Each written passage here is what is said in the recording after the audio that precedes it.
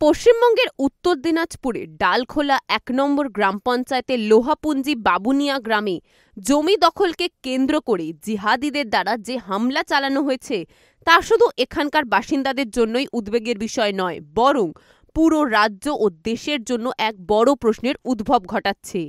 একদিকে যেমন বাংলাদেশে নিত্যদিনই সংখ্যালঘুদের ওপর অত্যাচারের ঘটনা সামনে আসছে, অন্যদিকে পশ্চিমবঙ্গেও জিহাদিদের সন্ত্রাসী কার্যকলাপের অভিযোগ উঠেছে, যেখানে স্থানীয়দের দাবি হামলাকারীরা বাংলাদেশের সন্ত্রাসী গোষ্ঠী থেকে প্রভাবিত এবং তৃণমূল কংগ্রেসের মদতপুষ্ট।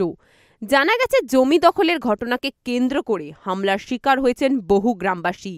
এই হামলায় স্থানীয়দের ওপর ভয়াবহ আক্রমণ চালানো হয়, যেখানে পুলিশ ও প্রশাসনের ভূমিকা ছিল প্রশ্নবিদ্ধ। প্রতিবাদ জানাতে গিয়ে বেশ কয়েকজন আহত হয়েছেন।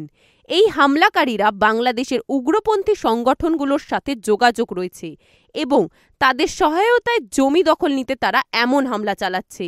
এলাকার মানুষদের দাবি, রাজনৈতিক আশকারা ছাড়া এমন সন্ত্রাসী কার্যকলাপ অসম্ভব। এখন প্রশ্ন উঠছে, কেন পশ্চিমবঙ্গের সরকার শাসনকারীদের পৃষ্ঠপোষকতায় এই ধরনের সন্ত্রাসী কার্যক্রম দিন দিন বেড়ে চলেছে? কেন এসব সন্ত্রাসী হামলার বিরুদ্ধে কোনো কার্যকরী পদক্ষেপ গ্রহণ করা হচ্ছে না? জমি দখলের ঘটনাকে কেন্দ্র করে জিহাদিদের হামলার পরেও প্রশাসন কেন নিশ্চুপ?